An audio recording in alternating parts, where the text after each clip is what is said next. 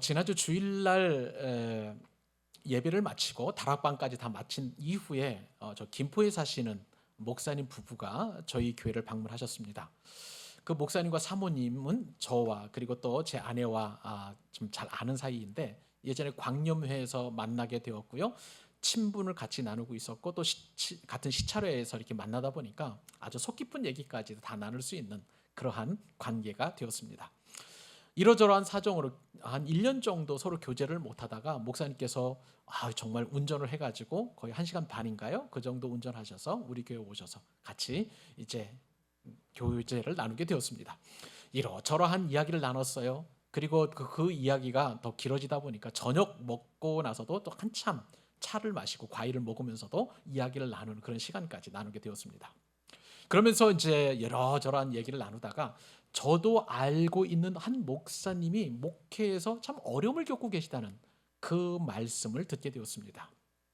그 목사님은 제가 생각하기에 굉장히 좀 성품이 여리신 분이세요. 그리고 착하고 뭐라 그럴까요? 남성이지만 여성과도 같은 부드러운 온유한 그런 어떤 성격을 가지고 계신 그런 목사님이셨어요.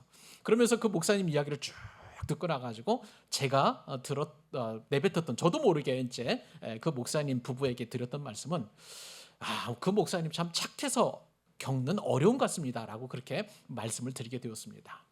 그러면서 오늘 말씀을 묵상을 하면서 이 성격이 우리 믿음 생활과 어떤 관계가 있을까 그런 생각을 하게 된 거예요.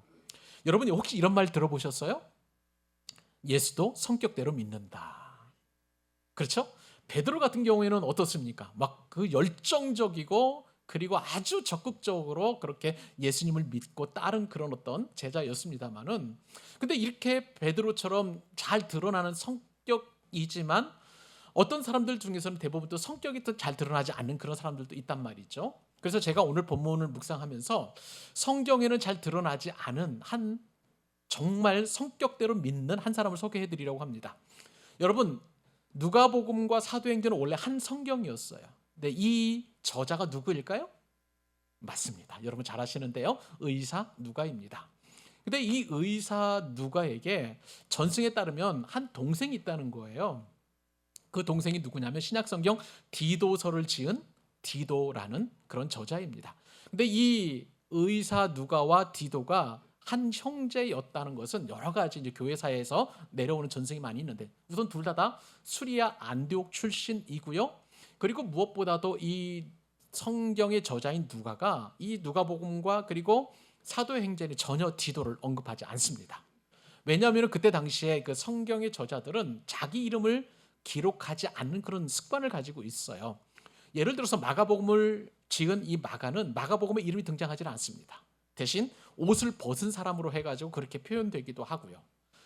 그 다음에 요한도 자신의 이름을 요한 드러내지 않고 주님께 사랑을 받는 자라고 이렇게 간접적으로 표현을 해요. 그러니까 이름을 쓰지 않는 것이 기본적으로 그들이 가지고 있는 성경의 저자들이 가지고 있는 기본 생각인데 누가도 이 누가복음과 사도행전에 전혀 이름을 쓰지 않고 자기의 친동생 이 디도라는 이 사람도 누가복음에 등장시키질 않아요. 근데 놀라운 것은 이 누가는요 다른 사람들은 잘 기록을 합니다. 뭐 수많은 이름들이 기록되어 있고 누가복음 16장에 따르면 누가 또 있냐면 여러분 디모데라는 그 사람도 이렇게 잘 또 사도행전에서 기록을 하고 있는 것을 보게 됩니다. 근데요 제가 지금 소개시켜 드리려고 하는 이 디도는요 성격이 굉장히 적극적인 사람이에요. 그리고 얼마나 이 성격대로 이렇게 예수님을 믿는지 사도 바울에게 있어서 이 디도는 정말 훌륭한 동역자이자 일꾼이었습니다. 근데 이 디도를 언제 파송을 하냐면 문제가 있는 교회마다 이 디도를 보내는 거예요. 그러면 디도는요 활달한 성격으로 그리고 시원시원한 일처리하면서 문제가 있는 곳곳마다 가가지고 일처리를 쫙 완성을 시키고 돌아오는 정말 능력 있는 일꾼이라고 할 수가 있을 것입니다. 때로는 디모데를 보냈습니다만은 디모데가 일이 참 처리하는 게 좀 쉽지 않았을 때 디도를 보내면 다시 또 일 처리를 마무리하고 잘 또 감당하는 것을 볼 때에 이 디도라는 사람 성격도 활달하고 일 처리도 잘하고 또 끝맺음도 잘하고 하는 그런 사람이 있다는 것이죠. 여러분 자, 여러분들 같은 경우에는 어떤 일을 누구를 사람을 보낼 때요 누구를 보내고 싶습니까? 디모데는요 반대로 굉장히 온유한 사람이에요. 섬세한 사람입니다. 눈물이 많은 사람입니다. 여러분들 같은 경우에는 어떤 문제가 생기면 누구를 보내고 싶으십니까? 디도예요, 디모데예요? 대부분 디모데보다도 디도를 보내고 싶어하는 그런 어떤 저와 여러분들의 마음이 있을 것입니다. 그런데요, 여러분, 놀랍게도 하나님은 디도도 훌륭하게 사용하시고 디모데도 훌륭하게 사용하십니다. 그러니까 결국은 우리가 성격대로 예수님을 믿기는 믿어도 하나님은 그 성격과 상관없이 하나님은 하나님의 영광과 하나님의 나라와 그리고 교님의 몸된 교회를 세우기 위해서 얼마든지 어떤 성격이든지 누구든지 사용하실 수 있다는 거예요.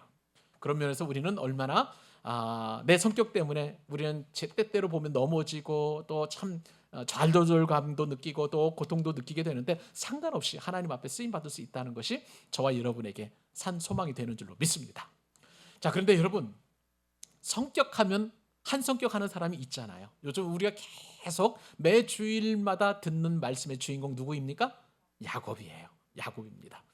여러분, 이 야곱은 원래 이름의 뜻이 뭐냐면요, 그 쌍둥이 가운데 그 형 에서잖아요. 에서의 발 뒤꿈치를 잡고 나왔다고 그래서 이름이 야곱이 되었어요. 히브리 말로는 야코프라고 이렇게 읽는데요. 그러니까 발 뒤꿈치를 잡은 자가 야곱이고요. 또 다른 뜻이 사기꾼이라는 뜻이 있어요. 속이는 자라는 그런 뜻도 있고, 또 하나는 뭐냐면 발 뒤꿈치를 잡았다고 그래서 움켜쥔 자라는 그런 뜻도 가지고 있습니다. 오늘 여러분, 야곱은요, 이 성격에 특별히 제가 다른 이름보다도 이 움켜진 자라는 그런 관점에서 오늘 야곱을 풍성하게 다루어 보고요. 하나님께서 이 움켜진 야곱을 풀어놓고 그리고 움켜진 것을 내려놓을 때에 어떻게 하나님께서 야곱에게 복 주시고 또 하나님께서 야곱을 사용하시는지 오늘 그 관점으로 하나님의 말씀을 듣도록 하겠습니다. 여러분, 우리가 살펴본 것처럼 이제 야곱이 에서를 만나기 위해서 이제 길을 떠나다가 약곡강에 이르게 되어서 이제 모든 무리들 셋대로 나눠가지고 자신이 가지고 있었던 그 가축들을 다 보냈죠. 그리고 가축을 보내고 나서도 여전히 불안하니까 이제는 중간에 자다가 일어나가지고 이제 가족들을 다 보냈습니다.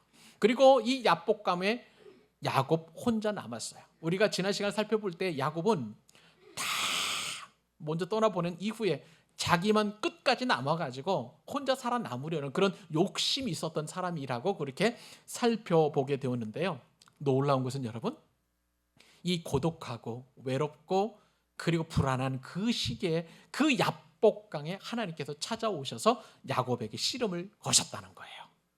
여러분, 우리는 이 야곱 같은 사람, 정말 제 내면 가운데서도 야곱 같은 그런 어떤 모습이 많이 있는데, 야, 예수 믿어도 성격이 변하지 않네라는 그런 어떤 생각을 많이 가질 수 있습니다. 여러분 보세요. 분명히 우리가 살펴보았던 것처럼 그렇게 움켜쥐는 자 야곱이 분명히 우리가 베델에서 하나님을 만났다는 것, 그리고 그 환상 중에 사닥다리가 내려와 하늘로부터 천사들이 오르락 내려갔던 것, 그렇게 하나님을 깊이 체험한 거 알고 있어요. 그럼에도 불구하고 야곱의 성격이 바뀌었느냐? 아니죠.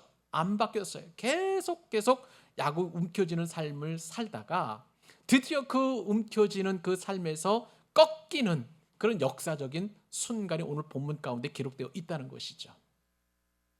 그러면서 야곱이 그 하나님과 겨루어 이기다가 이겨서 어떻게 또 그 떠나가려고 하는 그 하나님에게 어떻게 말씀을 하냐면, 당신이 내게 축복하지 아니하면 가게 하지 아니하겠나이다. 어떻게 보면은요, 여전히 야곱은 한 성격 하는 것으로 보여지지만 저는 오늘 이 말씀이 성격대로 부르짖은 것이 아니라 완전히 이제 하나님께 매달리는 야곱의 부르짖음으로 보게 되었습니다. 그러므로 여러분, 한 성격하는 야곱도 이렇게 하나님께 부르짖고 하나님께 매달렸다면 저와 여러분도 어떤 성격이든지 간에 결론은 하나님께 매달리자라고 이렇게 적용하면 좋겠습니다. 그 은혜와 축복을 함께 누리는 귀한 말씀이 될 수 있기를 간절히 소망합니다. 자, 우리가 성격대로 믿더라도 우리가 그러면 알아야 될 것은 뭐냐? 첫 번째 교훈은 뭐냐면요, 자, 움켜진 자에서 용납받는 자로 그렇게 우리가 바뀌어야 된다는 사실이에요. 따라서 해보실래요? 움켜진 자에서 용납받는 자가 되어야 된다. 예, 맞습니다. 자, 여러분이 만약에 저한테 질문 한 가지 주신다면 제가 한번 답변해 보고 싶습니다. 야곱하면 목사님 무엇이 제일 먼저 떠오르십니까? 라고 이렇게 질문해 주신다면 저는 오늘 본문을 말씀드리고 싶어요. 야곱이 뭐 라헬을 사랑해서 뭐 20년 동안 뭐 일하고 뭐 이런 것도 있겠고, 그 다음에 뭐 형을 속이고 아버지도 속이고 그런 얘기도 있겠지만, 오늘 본문이야말로 야곱 인생의 하이라이트라고 할 수 있을 것 같아서 이 말씀을 좀 나누고 싶습니다. 오늘 본문에 보니까 이제 야곱 인생의 가장 절정과도 같은 그 순간이 오늘 본문에 기록되어 있는데요. 21절로 25절 우리 같이 한 목소리 읽어보도록 합니다. 시작. 그의 물은 그의 앞서 보내고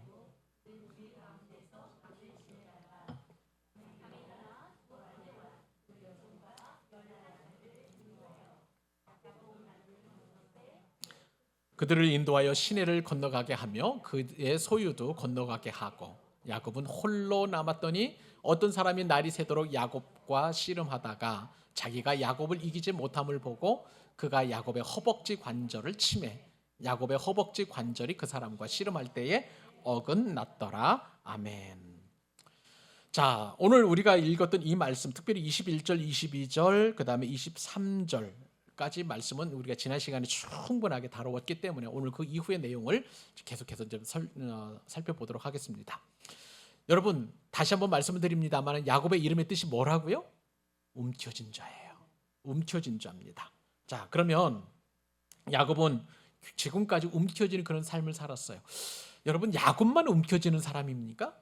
우리도 움켜지는 그런 사람이라고 할 수가 있을 거예요. 우리도 얼마나 끊임없이 돈을 움켜쥐고 명예도 움켜쥐고 인정받는 것, 움켜지는 거 너무 좋아하잖아요. 또 누구로부터 사랑받는 것, 그것도 움켜쥐려고 하고요. 그리고 칭찬, 그리고 젊음, 우리가 가지고 있는 모든 지위들도 우리는 항상 움켜쥐려고 하는 야곱과도 같은 습성이 저와 여러분 가운데 있음을 부인할 수 없습니다. 근데 이 움켜진 자 야곱이 하나님을 만나게 되는 거예요. 어떻게 하나님을 만나게 될까요? 야곱이 얼마나 움켜짐을 쥐는 그런 인생을 살았는지 한번 돌이켜서 생각을 한번 해보려고 합니다. 한번 정리해 볼까요? 자, 야곱이 태어날 때에 누구의 발을 움켜줬나요? 에서의 발을 움켜쥐게 되었습니다. 자, 그리고 자기는 이제 둘째 아들로 태어났으니까 하나님께서 축복해 주시는 그 장자의 권리, 장자권이라고 보통 얘기를 하죠. 장자의 권리를 움켜쥐려고 얼마나 그가 사기를 치고 또 형과 아버지, 심지어는 어머니의 동조 아래서 그렇게 사기를 쳤는지 몰라요. 이게 다 움켜쥐려고 하는 그런 어떤 야곱의 모습이라고 할 수가 있겠습니다. 자, 그렇게 해서 이제 에서가 그 사실을 알게 되었고 분노하면서 야곱을 죽이려고 하자 그 에서의 분노를 피해서 이제 라반의 집으로 가게 되었습니다. 네, 라반의 집에서 야곱은 움켜쥐지 않았나요? 움켜졌어요. 사랑하는 아내 라헬을 움켜쥐기 위해서 얼마나 그가 수고하고 애썼는지, 또 움켜쥐는 자 위에 또 다른 또 속이는 자 라반을 통해서 레아, 라헬 그리고 두 여종을 또 아내로 얻게 되었고, 그리고 또 그 라반이 혹독하게 야곱을 부리고 종처럼 그렇게 또 취급을 하니까 수많은 가축들과 재산을 움켜쥐기 위해서 얼마나 그가 수고하고 애썼는지 우리는 너무나 잘 알고 있습니다. 그런 다음에 이제 자신이 가지고 있는 것, 가족들과 모든 재산들을 움켜쥐기 위해서 라반 몰래 도망쳤다가 추격해 오는 라반에 의해서 그 움켜진 것을 지키기 위해서 얼마나 또 그가 노력하고 수고했는지 우리는 잘 알고 있습니다. 자, 그런데요 여러분, 오늘 본문에서 보니까 이제 에서를 만나게 되는데, 이 에서를 만나게 될 때에 우리가 잘 아는 것처럼 움켜진 모든 것들을 다 포기해야만 하는 그런 상황에 놓이게 되었던 거예요. 가축을 세 대로 나눴습니다. 그래서 1차, 2차, 3차로 다 보냈고요. 그리고 그것도 불안하자 이제 가족들까지, 내 아내와 또 11아들 그리고 디나까지 다 보냈어요. 그런 다음에 이제 홀로 야곱 남았는데, 이제 야곱이 움켜질 만한 것은 뭐냐면 자기 스스로의 목숨과 생명이에요. 그런데 자기 혼자 남은 것은 자기 혼자 살아남으려고 그렇게 자기 목숨까지도 움켜쥐려는 야곱이 오늘 본문에서 그렇게 등장하고 있는 것이죠. 근데 여러분, 여기에 놀라운 사실이 있습니다. 야곱이 최후 순간까지 그 붙잡으려고 했던 이 목숨이 위태로운 그 순간에 누가 찾아오십니까? 하나님께서 야곱을 만나시기 위해서 찾아오셨다는 사실이에요. 여러분, 이것이 하나님께서 우리에게 움켜진 자에게 주시는 놀라운 축복인 줄 믿으시기 바랍니다.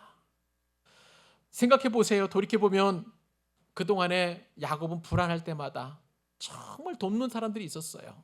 에서가 자기를 죽이려고 했었을 때 어머니 리브가가 야곱을 도왔잖아요.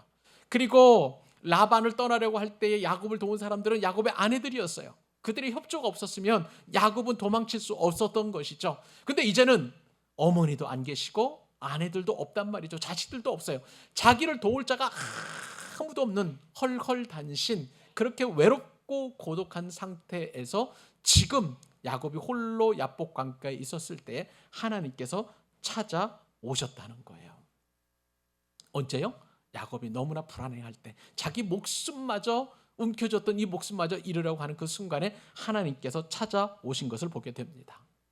하나님은요, 야곱을 깊이 만나시기 위해서 야곱이 가지고 있는 이 불안이라는 감정을 사용하십니다. 여러분, 야곱처럼 어떤 문제 앞에서 우리가 그 문제를 방어하고 그리고 인간적인 방법으로 헤쳐나가고 또 그 인간적인 방법으로 그 문제를 해결하려고 하면 할수록 불안은 더 증폭될 수밖에 없다는 사실을 우리는 깨달을 필요가 있는 것이죠. 수많은 사람들이 이 불안을 없애기 위해서 뭘 추구하냐면 돈을 가지려고 하는 거예요. 건강에도 돈, 그리고 내가 없는 이 결핍에도 돈, 돈만 있다면 내 어떤 불안과 염려가 다 해소될 것이라고 그렇게 이야기합니다. 그러나 실제로 돈을 얻게 된다고 해도 그 불안이 없어질까요? 그렇지 않아요. 그렇지 않습니다. 많이 가지면 가질수록 더 불안하고 더 또 염려가 되는 것이 사실인 것이죠. 이런 상황 가운데에서 불안이 야곱을 완전히 사로잡을 때 하나님께서 찾아오셔서 야곱과 씨름하는 것을 보게 되었습니다. 오늘 본문에는요, 이 찾아온 어떤 사람이라고 표현되어 있는데 그 어떤 사람이 누구인지 구체적으로 설명되어 있지 않습니다만은 나중에 우리가 다음에 살펴볼 본문에 따르면 야곱이 그 어떤 사람이 누구인지를 이렇게 표현합니다. 자, 창세기 32장 30절에 보니까 야곱이 이렇게 고백을 하죠. 그러므로 야곱이 그곳 이름을 브니엘이라 하였으니 그가 이르기를 내가 하나님과 어떻게 했다고요? 대면하여 보았으나, 하나님과 대면했다, 하나님께 씨름하여 보았으나 내 생명이 보존되었다 함이었더라. 자신의 생명을 지키시는 분은 사람이 아니라 이렇게 하나님이었다는 것을 알게 되었고요. 그리고 호세아서 12장에 보면 이 야곱이 만난 그 사람을 이렇게 표현하고 있습니다. 야곱이 모태에서 그의 형의 발 뒤꿈치를 잡았고 또 힘으로는 하나님과 겨루되 천사와 겨루어 이기고 울며 그에게 간구하였으며, 하나님의 천사라고 분명하게 이야기합니다. 여러분, 지금 야곱은요, 고독하고 불안하고 외로울 때 하나님께서 찾아오셔서 친히 씨름을 걸어주시고 야곱과 겨룬다는 사실을 우리가 말씀을 통해서 깨닫게 되는 건데요. 여러분, 그러면 야곱이 얻은 축복은 무엇일까요? 이 불안과 고독 속에서 야곱은 하나님을 만남으로 말미암아서 장애가 생겼어요. 절뚝거렸어요. 온전한 삶이 아니었어요. 정상인이 아니었지만 그러나 그것이 오히려 야곱에게 축복이 되었다는 것이죠. 나중에 보면 아시겠습니다만은, 우리가 살펴보겠습니다만은, 에서가 멀리서 보니까 야곱이 쩔뚝쩔뚝하며 부상당한 그 모습으로 오니까 야곱을 죽이려 했던 에서의 마음 가운데 긍휼이 생기는 거예요. 그러므로 인해서 용서받고 용납받는 야곱이 되었던 것입니다. 사랑하는 여러분, 오늘 말씀을 통해서 성격대로 믿었던 그 야곱이고요, 자신의 성격을 조금도 변화시키지 않으려는 그런 야곱이었지만 하나님을 인격적으로 만나고 하나님과 겨루다 보니까 야곱의 성격이 완전히 바뀌고, 그리고 그에게 남은 것은 오히려 상처와 아픔뿐이었지만 오히려 그것이 에서와 화해하는 데 있어서 가장 중요한 축복의 도구가 되었다는 것 사실이에요. 그러므로 사랑하는 여러분, 우리의 인생은 어떻게 살아야 되겠습니까? 내가 여전히 움켜진 것 같은 그런 인생을 산다 할지라도 여러분, 하나님을 깊이 만나고 용서받고 용납받는 그 인생이 되어야 되는 것입니다. 이것이 바로 야곱이 받은 축복이에요. 저와 여러분도 내 성격이 어떠하든지 간에, 내 성품이 어떠하든지 간에 하나님을 만남으로 말미암아서 오늘 야곱이 그렇게 용납받는 삶을 살았던 것처럼 용서하고 용납받는 인생이 되기를 우리 주님의 이름으로 축복합니다. 자, 그러면 성격대로 예수님을 믿는다 할 때에 우리가 또 알아야 될 두 번째 교훈은 뭐냐면요, 우리에게 완벽한 절명이 필요하다는 거예요. 그리고 절대 고독이 필요합니다. 지금 지난주에 이어서 본문이 오늘 본문도 거의 비슷합니다만은 그런데 계속 제 말씀을 묵상하면서 들어오는 그 말씀의 구절이 있었어요. 그래서 오늘 이 말씀 다시 한번 또 은혜를 나눕니다. 여러분 24절 말씀 제가 또 읽어드릴게요. 야곱은 홀로 남았더니. 같이 한번 읽어보십시다. 시작. 야곱은 홀로 남았더니. 여러분 야곱이 홀로 남았다는 거예요. 야곱이 지난밤에 혼자 야복감에서 홀로 지금 밤을 지새웠습니다. 잠을 못 잔 것이죠. 여러분들에게도 불면의 밤, 잠을 못 자는 그런 일들이 얼마나 많은지 모르실 거예요. 여러분 우리는 평안하면 절대 잠을 못 자지 않습니다. 너무나 잘 자는 거예요. 그런데 어떤 위기가 생기고 갈등이 생기고 불안하고 그러면은 우리는 잠을 자고 싶어도 잠을 자지 못하는 이 불면의 밤이 계속 우리 가운데 오는 것을 보게 됩니다. 야곱은요 지금 에서와의 만남을 앞두고 있습니다. 그런데 그것이 자기가 죽을지 모른다는 그런 불안 때문에 계속 지금 잠을 이루지 못하고 홀로 지새우는 그런 상황인 것이죠. 여러분 야곱이 홀로 남았다는 것, 이것이 야곱에게 있어서 가장 큰 축복이었다는 사실을 우리는 깨달을 필요가 있는 것이죠. 여러분 생각을 해보세요. 야곱이 지금 홀로 있었던 때가 그렇게 흔했었습니까? 아니에요. 야곱이 태어나고 난 이후에는 70세 정도까지 늘 어머니 리브가의 사랑과 돌봄을 받으면서 그렇게 살았던 것이죠. 잠시 이제 에서를 피해서 떠나갈 때에 그 베델에서 홀로 고독한 광야를 보냈습니다만은 그 브엘세바에서 그 하란까지 가는 그것이 대략 뭐 한 달 정도라면 그 정도 시간의 외로운 시간, 그 이후에는 보세요. 아내가 넷이나 되고요. 그리고 계속해서 자녀들도 많이 있었기 때문에 야곱이 홀로 있을 시간들이 별로 없었던 거야. 그런데 오늘 본문에서 보면 이 홀로 있었다는 말씀이 너무 두드러지게 부각되면서 우리들 마음 가운데 다가오는 것을 보게 됩니다. 여러분 이 홀로 있는 시간은요 우리에게 있어서 참 드문 시간입니다. 절대 절망하는 시간이고 홀로 고독하는 정말 외롭고 힘든 그 시간이라고 할 수가 있는 것이죠. 여러분 우리는요 개인적인 어떤 그 홀로 고독 그리고 절망의 시간들이 있었지만 지금은 좀 잊혀진 듯하지만 코로나 여러분 한번 생각을 해보세요. 코로나 그 팬데믹 있었을 때에 우리가 얼마나 홀로 절망하고 고독한 시간이 있었는지 여러분 잘 뭐 이렇게 좀 뭐 지금 다 잊어버렸나 잘 모르겠습니다만은 그런 시간들이 우리 가운데 있었던 건 여러분 부인할 수 없었을 거예요. 코로나 그 사태가 그 장기화 됐었을 때에 한국 트라우마 스트레스라는 그 학회가 있었습니다. 이 학회에서 전 국민을 대상으로 국민 정신 건강 상태를 조사를 해보았더니 자 국민의 10명 가운데 4명 이상 대략 한 42.5% 정도의 그 비율이 우울증의 정상 범주를 벗어나서 우울증에 빠져 있었다는 거예요. 주위에서 사람들이 막 죽어나가는 거예요. 사랑하는 사람들, 가족들, 직장에서 일하는 일꾼 같은 동료들이 죽어나가니까 상실감이 너무 커졌다는 것이죠. 그러면서 고독과 또 코로나 언제 끝나는지 하는 그런 절망감이 있었다는 그 기사를 보게 되었습니다.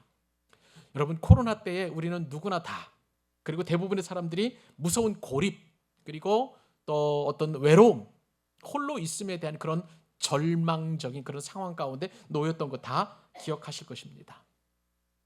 그때 사회과학자들이 분석을 해보니까 많은 사람들이 또 고통 가운데 있었던 것은 뭐냐면 나를 도와줄 사람이 없다는 거예요. 나와 함께 해줄 사람이 없다는 것에 대한 그 절망감으로 정말 많은 사람들이 절망하고 그리고 또 고독과 고립을 느꼈다고 그렇게 이야기합니다. 이로써 사회와 또 그리고 또 사람이 무너지는 그런 경험을 하는 상실감들이 모든 국민들에게 있었다는 것이죠. 그런데 여러분 이렇게 한 사람이 절대 절망과 그리고 고독 가운데 있었을 때 놀라운 사실이 하나 있습니다. 바로 그때에 하나님께서 찾아오신다는 거예요. 영적으로 볼 때 자기와 그리고 고독의 끝에 하나님을 만나는 그런 시점이 있다는 것을 성경은 말씀하고 계시다는 거예요. 여러분 우리가는 인생을 살아갈 때마다 항상 위기를 만납니다. 이 위기는 두 가지 종류가 있어요. 하나는 내 스스로 극복할 수 있는 위기, 그리고 또 하나는 내 스스로 극복할 수 없는 그런 위기가 있는데, 참 우리가 이 고독감 그리고 절대 절망을 느끼는 순간은 내 힘으로 이 위기를 이겨낼 수 없을 때에 우리는 절대 절망과 고독 가운데 있다는 것이죠. 말씀을 준비하면서 이 죽음 앞에서 절대 고독을 경험했던 한 분을 알게 되었습니다. 여러분, 호가 다형, 그러니까 차 다자에다가 그 다음에 형제할 때 형자이라고 쓰고 있는 김현승이라는 시인입니다. 이분은요 기독교인이고요, 아버지가 목사님이셨습니다. 원래 북한에서 태어나셨다가 이제 아버지가 제주도에 목회하시는 바람에 가족들이 제주도로 갔고요. 7살 때 전라도 광주로 다시 또 올라와서 그곳에서 목회를 하는 아버지 밑에서 공부를 하게 되었어요. 열심히 공부하셔가지고 이제 예전에 이제 숭전대학교라는 곳에서 이제 문학을 공부하시다가 이분이 여러 가지 질병 때문에 4학년 가운데 3학년까지만 마치고 1년 동안 더 공부를 하지 못하다가 질병으로 휴학을 하는 그런 상황에 있었습니다. 그러다가 이제 조선대학교 교수로 재직을 하다가 다시 이제 본교인 숭전대학교 교수로 오게 되었는데 이분이 깊은 질병을 앓게 되었어요. 그리고 숭전대학교, 숭실대학교죠 지금의 기독교 학교니까 체포를 들이다가 고혈압으로 쓰러지게 되셔서 62세에 이제 작고를 하시게 된 그런 귀한 목사님, 교수님이시자 시인인데, 이분이 죽음을 앞두고 그 절대 고독감과 또 고립감, 그러나 그 속에서 하나님을 만나는 귀한 시를 이렇게 표현을 합니다. 이분은요 시의 제목을 지지 않아서, 이 시의 제목이 이제 무제예요. 없을 무자에 제목 짓자, 제목이 없다는 뜻인데, 김현승 시인이, 김현승 교수님께서 이렇게 절대 고독 앞에서 만나는 하나님이 얼마나 귀한지를 이렇게 표현을 합니다. 주여, 이 고요한 시간을 당신에게 바칩니다. 주여, 이 시간은 가장 정결하게 비어 있습니다. 그러나 빈 그릇과 같이 가득 차 있습니다. 당신의 고요한 은혜로 가득 차 있습니다. 주여, 이 시간엔 한 방울 한 방울 떨어지는 소리만이 들립니다. 눈물의 소리만이 들립니다. 주여, 이 시간엔 잃게 하소서. 요란한 말들을 잃게 하소서. 그리고 나의 눈물 소리만이 떨어져 이 빈 시간을 채우게 하소서.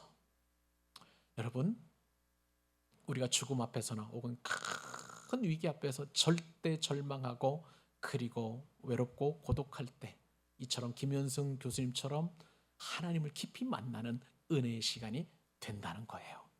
그러므로 여러분, 우리는 의지적으로라도 여러분 홀로 절대 고독의 시간을 가질 필요가 있는 것입니다. 여러분, 사랑하는 여러분, 그렇기 때문에 하나님과 깊이 만나는 시간을 가지십시오.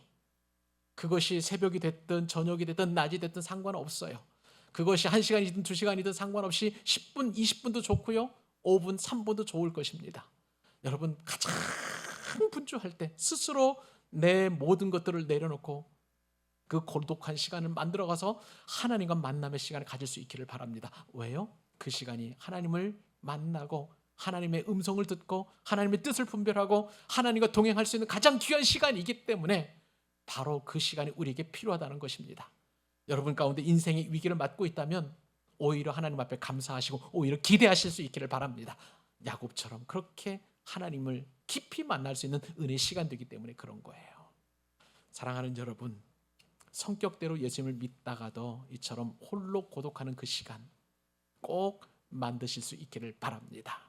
그것이 바로 하나님의 뜻을 아는, 그리고 나에게 복을 주시는 하나님의 음성을 듣는 시간이 된다는 것을 여러분 깊이 인식하실 수 있기를 바랍니다. 마지막으로 성격대로 믿다라도 우리가 알아야 될 것, 마지막 한 가지 간단하게 살펴보도록 하겠습니다. 여러분, 발버둥 치는 대신 매달리시기 바랍니다. 우리가 성격대로 믿다가도 우리는 내 성격이라면 발버둥 치는 것이 내 성격이지만 내려놓고 매달리실 수 있기를 주님의 이름으로 축복합니다. 오늘 본문에 보니까 에서가 지금 달려오고 있어요. 그런데 이것은 야곱에게 있어서 비상사태이고 위기를 할 수가 있겠습니다. 그런데요, 이 비상사태가 정말 비상이 오히려 비상하는 시간이 된 거예요. 비상이라는 것은 날빛자에 위로 올라가는 것, 높이 높이 올라갈 수 있는 그런 시간이 됐다는 것을 우리가 알 수 있는데요. 여러분 오늘 본문 24절, 25절, 26절 석절 한번 읽어주시기 바랍니다. 시작. 야곱은 홀로 남았더니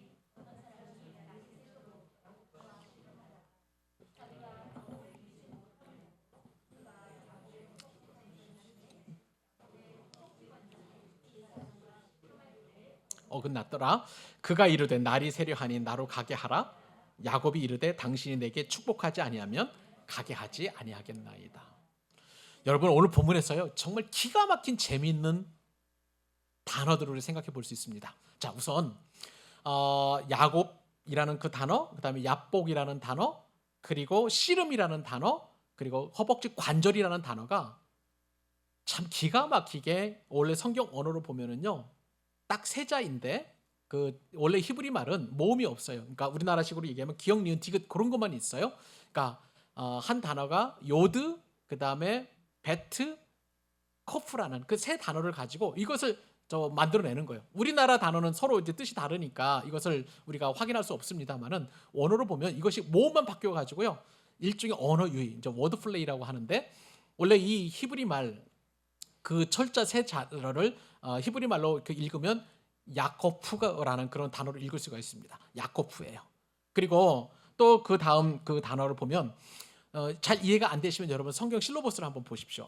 설교한 실로버스.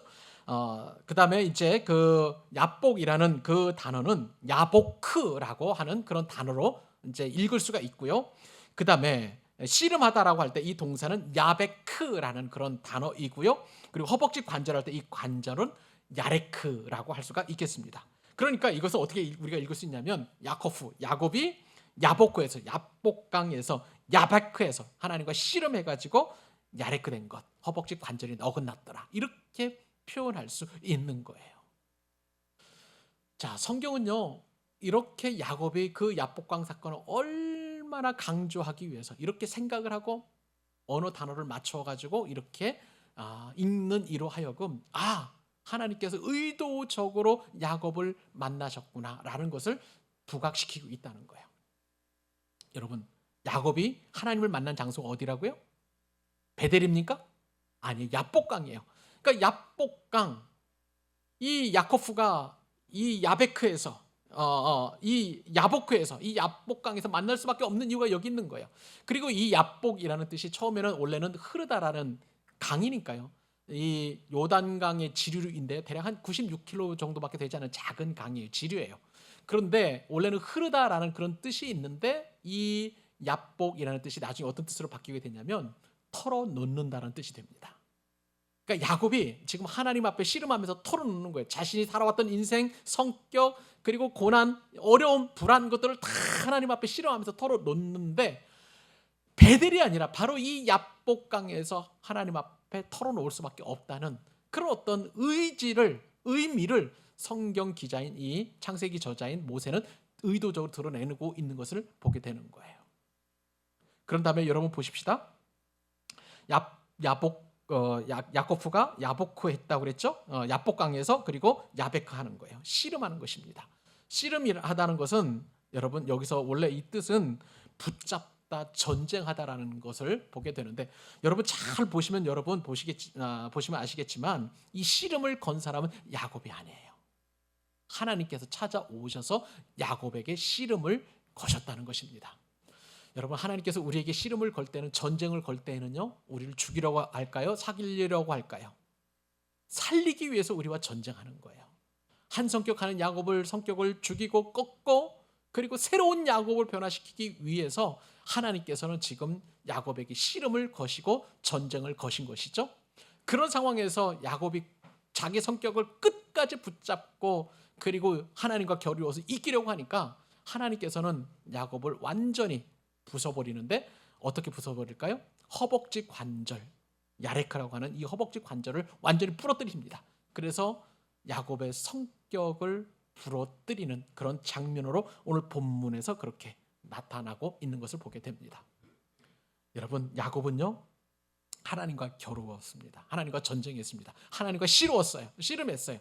하나님과 다투었습니다. 결국은 그의 허벅다리로 말미암아 절개되는 그런 그 비정상인, 그러니까 장애인이 되는 그런 상황을 맞이하게 된 것이지요. 여러분, 이것이 바로 하나님께서 야곱을 다루시는 그러한 축복이자 은혜인 줄로 믿습니다. 이 상황에서 야곱이 어떻게 하는지 아세요, 여러분? 26절에 처음에 설교 시작할 때 그 말씀 나눴죠. 당신이 내게 축복하지 아니하면 가게 하지 않겠나이다 라고 그렇게 하나님 앞에 절규하는데, 여러분, 이것은 야곱의 성격이 그대로 드러나는 것이 아니라 이제는 하나님만 붙들겠습니다라는 야곱의 간절한 절규라고 할 수가 있는 것이죠. 여러분, 이것이 만약에 야곱의 성격이 여전히 남아서 그렇게 하나님 앞에 그 축복을 뺏어내려고 하는 그런 관점으로 보기에는 성경 그것을 지지하지 않아요.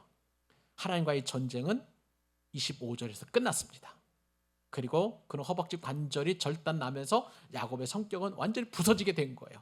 그런 다음에 이제는 어쩔 수 없는 상황 가운데 절름발이가 된 그런 상황 속에서 야곱이 의지할 것은 하나님밖에 없다고, 그러니까 하나님 저를 도와주세요, 하나님 아니면 안 됩니다라는, 이렇게 하나님 앞에 강렬하게 매달리는 야곱의 간절함이 이 말씀 가운데 들어있다는 사실이에요.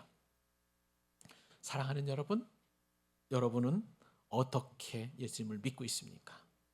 하나님의 뜻대로, 하나님께서 원하시는 대로 말씀에 순종해서, 그것보다는 내가 믿고 싶은 대로, 내 편한 대로, 그리고 내 생각대로, 그리고 내 경험대로 그렇게 신앙생활을 하고 있지는 않나요? 야곱이 그렇게 생활해 왔었습니다.